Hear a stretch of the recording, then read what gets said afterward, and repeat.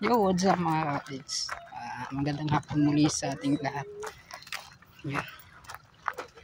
So, at kanina, yan, nandyan tayo. So, may ka-shoutout pala kay SG Vlogger TV na nahintilutan tayong makakuha ng update dyan sa taas.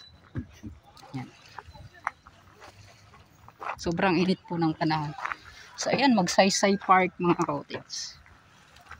May nag-rally daw kanina. So, sabi ni SG Vlogger na parang nag-rally po sila para sa hindi po pag-peace out ng mga sasakyan, mga jeepney.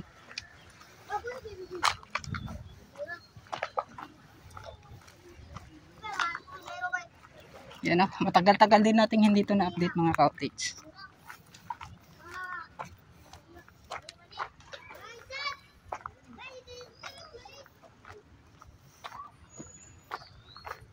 So baka daw sa mga ka-updates next year ay ito-turn over na daw. Matatapos na daw ito nila. Sa abutment A at abutment B.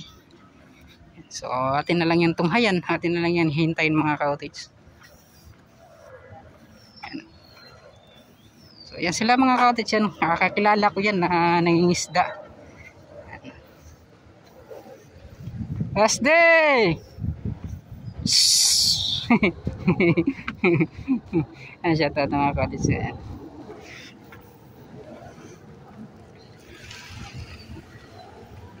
May shoutout pala kay Sir Renandez Solarte. Yan, may shoutout.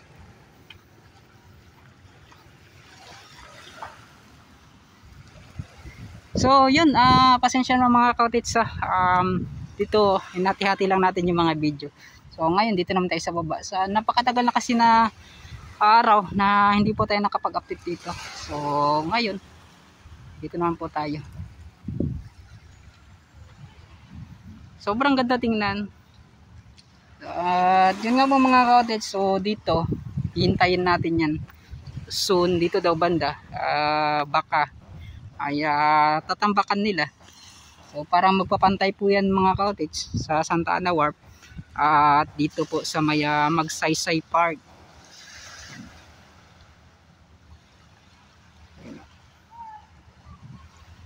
So parang ganda po. So yun, pupunta tayo dyan sa loob sa may Santa Ana Wharf na. So samahan niyo po ako, let's go. So yun mga ka-cottage, so dito banda ay tanaw po ninyo yung doon sa kabila dito naman sa gitna, and ito nga ilalim po ng ginagawang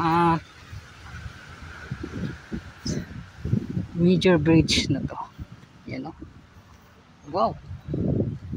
So dito may ginawa pa silang daanan. Sobrang sariwa po ng hangin dito mga ka-cottage, napakaganda. Yan yung mga cottage.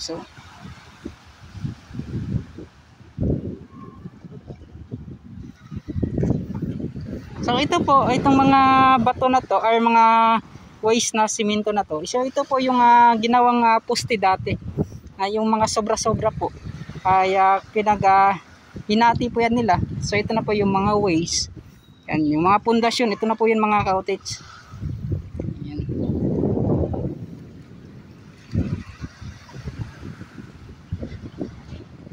So tingin ko kukuhain din to, makukuha din to mga cottage kapag ito po kung talagang tatambakan dito banda. Yan, makukuha po ito.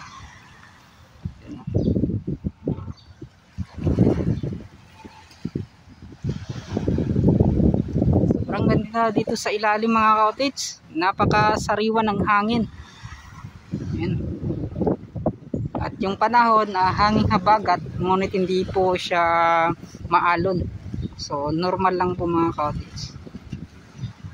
Tapos yung hangin po napakasariwa talaga preskong presko talaga sa pakiramdam.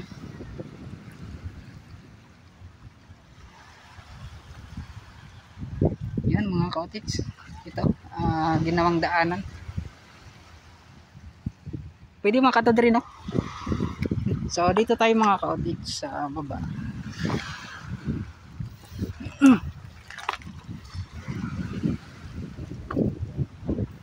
ito pala yung lupa niya, parang clay. Mga cottage, oh. Clay po siya.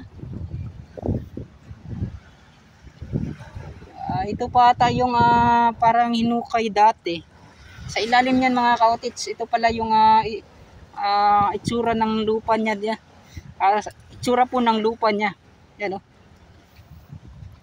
So, bira lang po natin yan makikita dito mga cottage.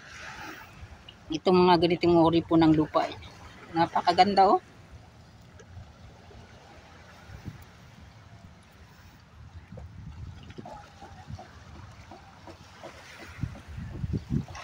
So, yung sa pa niya mga cottage, yung sa ilalim pa niya, hindi pala siya purong mga buhangin. Yan.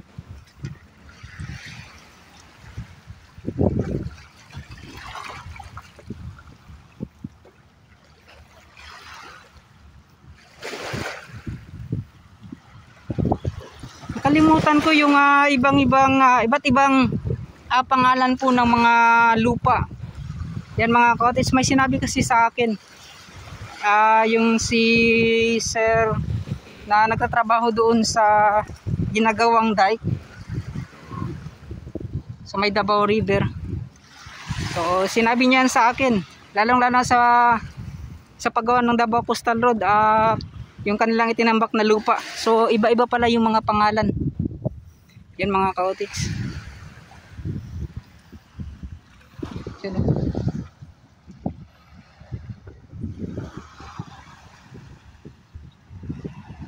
So yun, yung sa first update natin, yung first video natin, nakita naman ninyo yung sa taas, yung mga tawag noon, yung mga poste po para sa mga ilaw na nakalagay na, hindi pa lang naayos. Yan.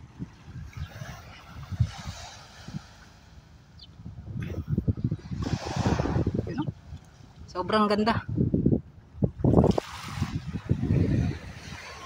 So ito, pupunta tayo dyan sa ito na talaga yung gitna niya mga cottage. Ito yung entrance exit ng dito po sa loob ng Santa Ana Ward.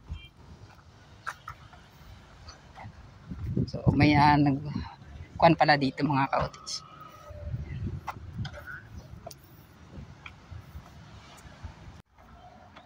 So yun mga cottage, dito naman banda. So medyo maikon na dito. May maluwag na siya tingnan kasi nga po yung mga kagamitan dati ay wala na, nakukuha na.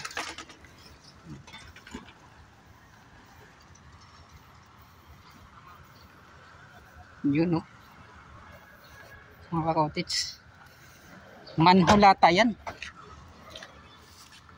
So posibleng mas mataas pa talaga, tatambakan pa to itong mga cottage ng lupa.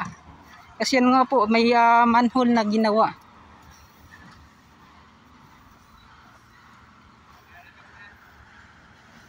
Yan mga cottage, oh. Ngayon lang po natin ito na ipakita ata. So para matagal na din ito na gawa mga cottage, ano.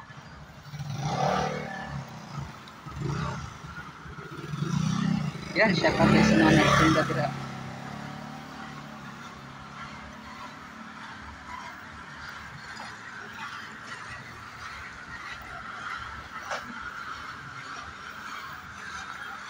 Yan, gumagawa po sila ng mga concrete block. So ito po mga cottage sa may Barangay Duterte. Kasi po ito ay mga UBI company. Yan.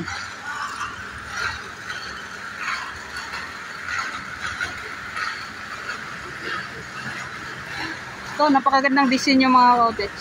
Tatlong agila.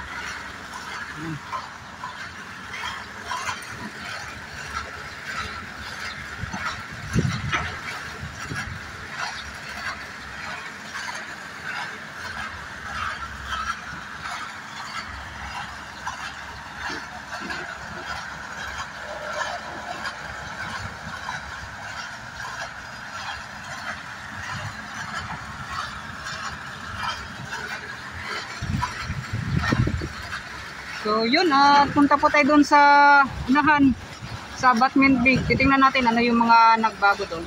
Let's go. So yo, what's up mga cottage? Dito pala sa Abutment Bay. Yan o. Kita po ninyo na mataas na pala yung pagtambak nila doon, no? So doon po tayo kanina mga cottage.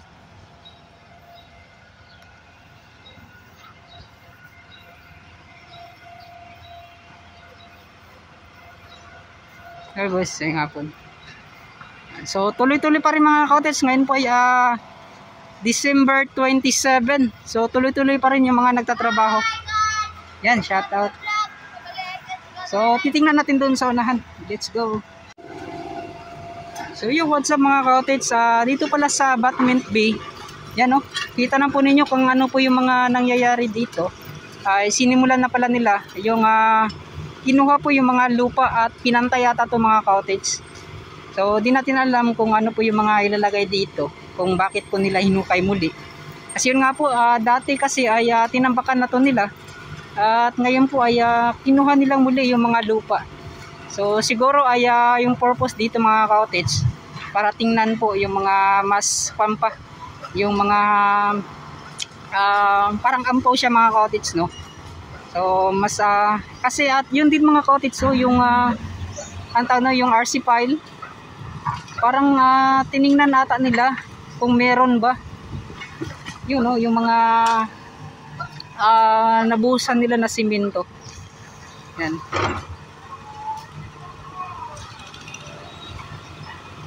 So, di natin alam mga cottage, mas maganda talaga kung may tanong natin kay sir. Yun, no, yung naka white na hard hat na yun. So ganyan na tayo mga engineer mga cottage. Kapag nakasuot ka ng puti na hard hat.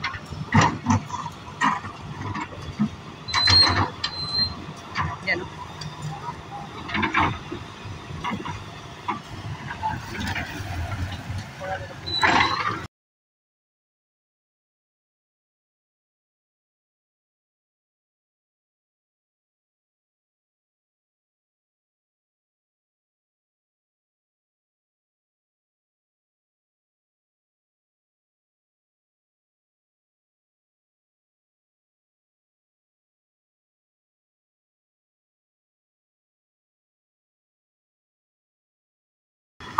So, ito para sa next year mga cottage, sigurado ay tuloy-tuloy na talaga yung kanilang ginagawa at matatapos na dito sa Abutment B.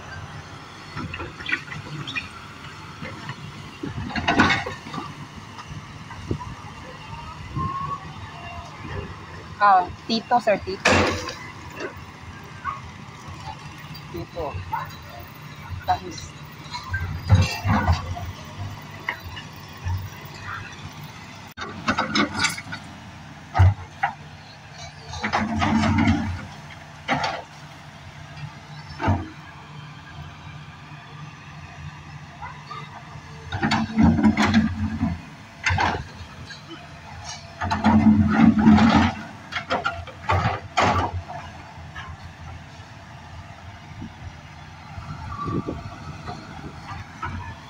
So yun mga cottage, sa tingin nyo ano po yung mga ginagawa nila, kung bakit po ay muli nilang ito po ay hinukay po at pinantay. So paki-comment down below mga cottage dito po sa approach na yan po niya mga cottage, para po sa pagdugtong ng Davao Coastal Road at itong ginagawang flyover. Yun mga cottage, at talagang puspusan talaga yung trabaho, kahit na ang tawag niyan mga cottage ay magbabagong taon na. So ilang araw na lang, 4 na araw na lang mga cottage, 5 days pala ay January 1, 2024 na. Yan mga cottage. So mega shoutout pala sa lahat ng mga kasundaluhan, kapulisan natin, mga TF mga cottage, mega shoutout sa inyong lahat. At lagi po kayong mag-ingat sa inyo pong mga binabantayan. Yan. So Merry Christmas and advance Happy New Year po sa inyong lahat. Yan.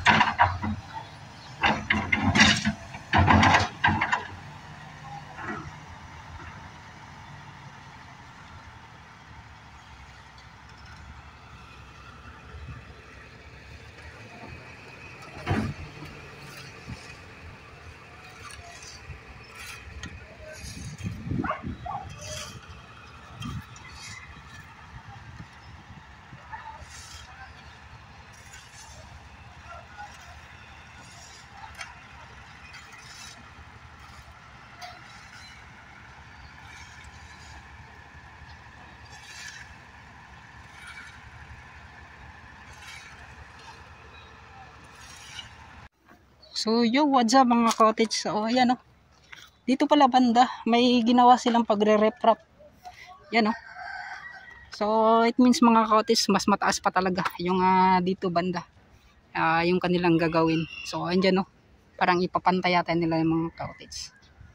So hindi na talaga makikita yung sa kabila niya mga cottage. So yun, at least may mga nakita na tayo mga improvement dito sa kanilang ginagawang Davao Coastal Road. Yun o, sa unahan. Dito. Yan, dito dati may mga puno pa yan. Yan mga cottage. So, parang maliliit lang na puno dati. Ay kanila na po talagang kinuha. So, need talaga yan mga cottage para talaga ay matapos itong ginagawang Davao Coastal.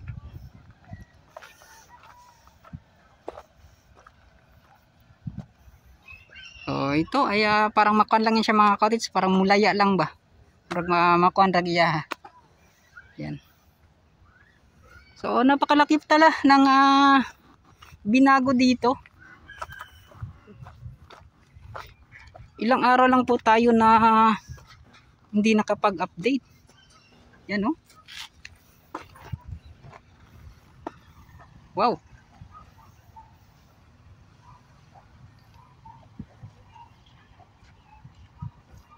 Sobrang taas na pala ng pagtambak mga cottage. Na hindi natin namalayan sa ilang araw mga cottage ha. Yun nga po, sabi ko dati na nag-outro ako doon na hindi ko muna to i-update. Kasi yun nga po, wala namang nagbago. Ngunit sabi ni SG Vlogger, yung paglagay po nila ng asphalt nasa mga 5 days lang or 1 week natapos. Grabe, sobrang bilis. Yan o. So yun nga po mga cottage, hanggang dito na lang. Hindi naman po tayo basta na lang pumunta doon sa taas na yan kasi nga po ay bawal na bawal. May mga nagbabantay din. Kahit may nagbabantay pero bawal na bawal din yan mga cottage. Yan, so yung nakatabay na yung para sa mga bricks wall sa gilid na gagawin nila. So napaka-exciting na po na part. Itong pagtatapos, itong pagtatagpo ng bridge, itong major bridge, itong flyover at itong ginagawang Davao Coastal Road. So malapit na mga cottage. Ilang buwan na lang yan ay matatapos na din dito sa Maya Santa Ana Ward. Yan. At hanggang dito na lang, mega shoutout pala sa lahat ng mga solid supporters natin. At kay Sir kanina na bingi tayo ng permiso mga cottage. Kay Sir na nagbabantay sa mga tiil sa kapulisan, mega shoutout sa inyong lahat. Yan, sa mga kasundaluhan natin, Navy, na mga nagbabantay. So yun, maraming salamat sa mga solid supporters natin, solid viewers, solid subscribers. At sa OFWs natin dyan, mega shoutout. At papaalam na po ako. Bye bye na.